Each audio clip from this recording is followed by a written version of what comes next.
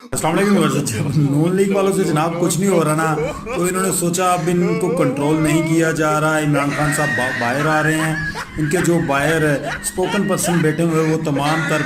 باتیں کر رہے ہیں, وہ میڈیا کے اوپر آ کر ان کو بےعزت کر رہے ہیں. دن بہ دن ان کی جو فوٹو شوٹ ہو رہے ہیں اس کے اوپر باتیں ہو رہی ہیں, لہٰذا ان کا کوئی بندوبست کیا جائے. پھر انہوں نے یہ کیا کہ اپنی فیملی میں سے کچھ خواجہ سراؤں کو کہا کہ جناب اب آپ لوگ جو ہے وہ منظر عام پر آئیں